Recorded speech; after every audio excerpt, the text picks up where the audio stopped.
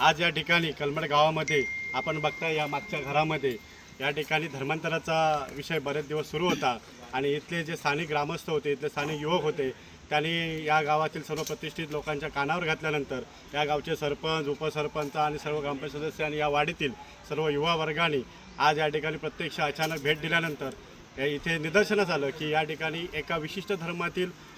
लोक या आपल्या हिंदू लोकांच्या फसवणूक करून या ठिकाणी धर्मांतरांचा विषय अतिशय मोठ्या प्रमाणात करत होते।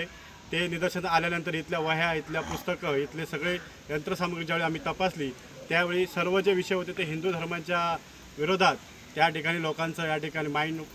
ब्रेन वॉश करण्याचं काम या ठिकाणी सुरू होतं आणि ज्यावेळी विचारला त्यावेळी त्यांच्याकडे कोणत्याही प्रकारची उत्तरं नव्हती आणि म्हणून या ठिकाणी पोलिसांना पाचारण करून त्यांच्यावरती कडक कारवाई करण्यासाठी या ठिकाणी आम्ही सर्वांनी या पोलिसांना आवाहन केलेलं आहे। असे प्रकार या गावामध्ये, या कणकवली तालुक्यामध्ये आणि विशेषतः सिंधुदुर्ग जिल्ह्यामध्ये आम्ही हिंदू म्हणून